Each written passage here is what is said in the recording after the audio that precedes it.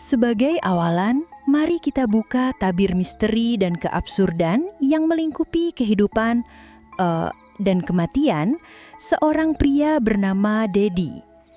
Di sebuah perkampungan yang tenang, di mana ayam berkokok membangunkan pagi dan suara azan memecah keheningan senja, hiduplah Dedi. Namun, jangan bayangkan Dedi sebagai sosok pria biasa-biasa saja. Kehidupannya adalah serangkaian kejadian aneh dan keputusan-keputusan di luar nalar yang membuatnya menjadi buah bibir warga sekampung. Bahkan setelah kematiannya yang tragis sekaligus menggelikan, Dedi tetap menjadi pusat perhatian, meskipun dalam wujud yang sedikit berbeda. Seekor babi ngepet yang hobinya menipu recehan. Masa hidup Dedi adalah sebuah komedi putar tanpa akhir.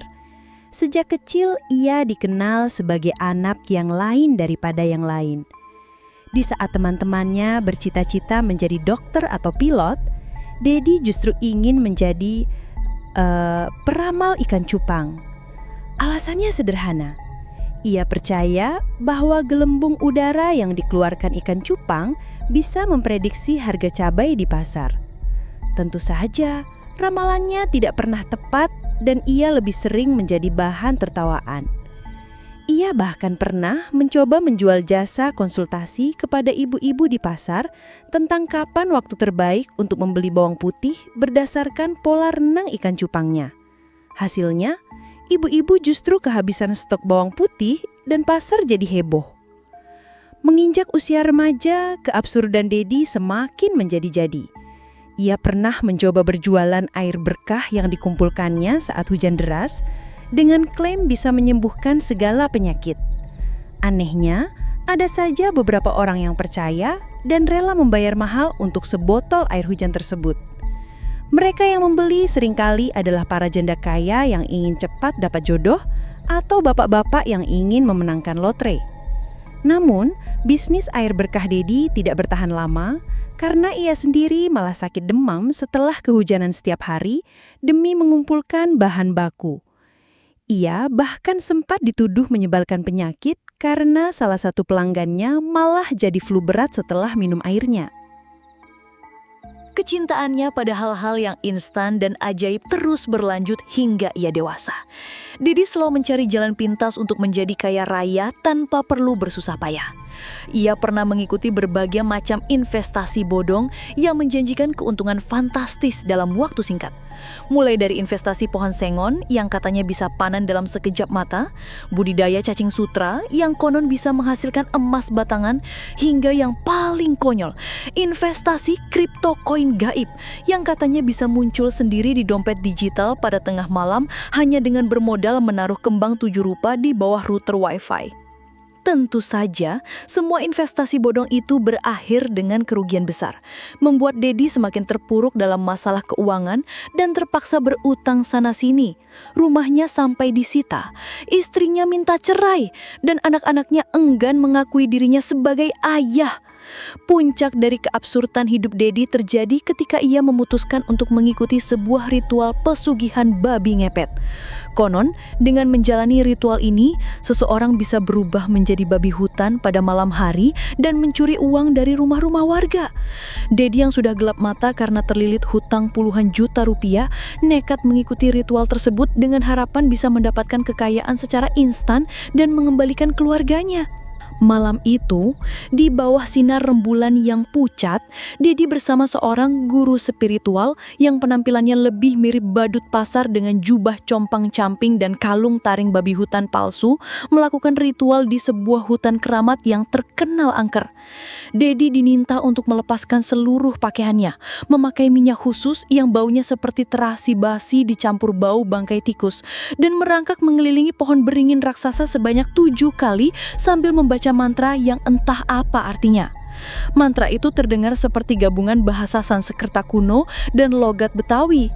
Setelah beberapa jam melakukan ritual yang melelahkan, memalukan, dan membuat kulitnya gatal-gatal, tiba-tiba tubuh Dedi terasa aneh. Bulu-bulu kasar mulai tumbuh di sekujur tubuhnya, hidungnya menjadi lebih panjang dan lebar, dan ia mulai mengeluarkan suara gerungan aneh yang mirip babi sedang lapar. Yah, Dedi berhasil berubah menjadi babi ngepet. Namun ada satu hal yang tidak diperhitungkan oleh Dedi, dan sepertinya gurunya juga lupa memberitahu. Ternyata mantra yang dibacanya kurang sempurna, atau mungkin gurunya salah memberikan instruksi. Atau mungkin Dedi terlalu banyak berpikir tentang investasi kripto koin gaib. Alih-alih menjadi babi hutan yang besar, garang, dan menakutkan seperti yang digambarkan dalam cerita-cerita, Dedi hanya berubah menjadi babi ngepet berukuran sedang dengan wajah yang, masih mirip Dedi, hanya saja dengan moncong dan telinga yang lebih lebar dan sorot mata yang penuh penyesalan. Ukurannya justru mirip babi peliharaan tetangga. Malam pertama menjadi babi ngepet, Dedi dengan penuh semangat mencoba menjalankan profesinya yang baru. Ia menyusup ke perkampungan, mengendap-endap di kegelapan, dan mencoba mencuri uang dari rumah-rumah warga. Namun, lagi-lagi nasib sial menimpanya. Karena ukurannya yang tidak terlalu besar dan gerakannya yang canggung, ia kesulitan untuk masuk ke dalam rumah melalui jendela atau ventilasi yang kecil. Ia bahkan sempat terjebak di selokan dan butuh waktu lama untuk keluar. Alhasil, ia hanya bisa mencuri beberapa keping recehan yang tergeletak di teras rumah, di bawah keset, atau di warung-warung kecil yang lupa menutup pintu. Ia bahkan pernah hanya berhasil menggondol satu buah kerupuk dan sebatang rokok bekas. Keesokan paginya, Dedi kembali berubah menjadi manusia dengan perasaan malu dan frustasi yang luar biasa. Usahanya menjadi babi ngepet ternyata tidak semudah yang ia bayangkan. Keuntungannya sangat kecil, bahkan tidak cukup untuk membeli sebungkus nasi uduk atau sekadar memotong rambutnya yang gondrong akibat stres. Ia pun sadar bahwa pesugihan babi ngepet ini sama bodohnya dengan investasi-investasi bodong yang pernah ia ikuti. Ia merasa semakin terpuruk dan putus asa. Nasib tragis Dedi mencapai puncaknya beberapa minggu kemudian. Saat sedang bekerja sebagai babi ngepet di malam hari, ia dikejar oleh sekelompok warga yang geram karena sering kehilangan uang receh dan jajanan pasar di malam hari. Warga yang sudah geram membentuk tim ronda khusus untuk menangkap babi ngepet misterius ini.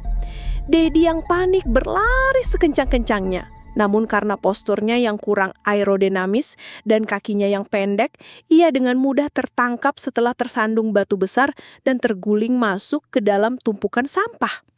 Warga yang marah tanpa ampun memukuli Dedi hingga babak belur menggunakan sapu lidi dan gagang pel. Anehnya, saat sekarat dan darah mengucur dari moncongnya, Dedi masih sempat-sempatnya berteriak dengan suara serak. "Jangan lupa, ini cuan instan, lumayan buat beli gorengan, tapi saya cuma dapat 1.000." Sebelum akhirnya menghembuskan nafas terakhirnya dengan posisi telentang di atas tumpukan kulit pisang. Kematian yang tragis, mengenaskan sekaligus sangat konyol. Namun, kisah Dedi tidak berakhir di situ. Konon, arwah Dedi tidak tenang. Ia gentayangan di sekitar perkampungan masih dalam wujud babi ngepetnya, namun dengan satu keahlian baru, menawarkan cuan instan kepada warga yang ditemuinya. Biasanya ia akan muncul tiba-tiba di hadapan seseorang, mengeluarkan suara gerungan yang terdengar seperti bisikan parau, "Hei, mau cuan instan, dijamin cepat kaya, modal kecil untung besar, tapi modalnya harus koin 100 rupiah ya." Tentu saja tidak ada warga yang tertipu dengan tawaran Dedi. Mereka sudah tahu betul siapa babi ngepet yang sering menipu recehan itu. Bahkan tak jarang warga yang iseng balik mengerjai Dedi. Ada yang pura-pura tertarik dengan tawarannya, lalu meminta Dedi untuk menunjukkan wujud uangnya.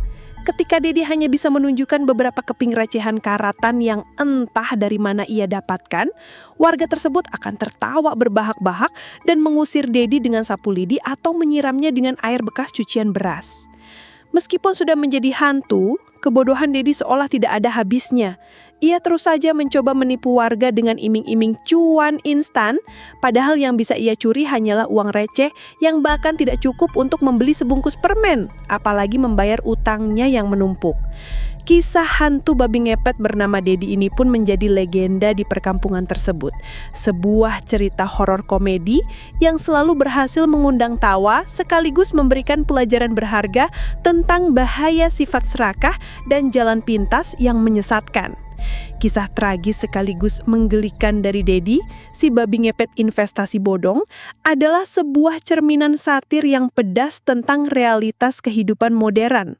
Kita seringkali dibutakan oleh iming-iming keuntungan instan dan kekayaan tanpa usaha, sehingga mudah terjerumus ke dalam berbagai macam penipuan, baik yang berkedok investasi maupun pesugihan. Padahal, kekayaan sejati hanya bisa diraih melalui kerja keras, kejujuran, dan akal sehat, bukan dengan merangkak di malam hari atau berharap uang muncul dari router Wi-Fi. Semoga kisah Dedi ini bisa menjadi pengingat bagi kita semua untuk tidak mudah tergiur dengan janji-janji manis yang tidak masuk akal. Apalagi jika janji itu datang dari seekor babi ngepet yang hanya bisa menipu recehan. Jangan sampai kita berakhir seperti Dedi yang hidupnya absurd, matinya kocak, dan setelah menjadi hantu pun masih terus melakukan kebodohan yang sama. Lebih baik menjadi manusia biasa yang hidup sederhana namun bahagia daripada menjadi babi ngepet penipu recehan yang abadi dalam kegelikan dan penyesalan.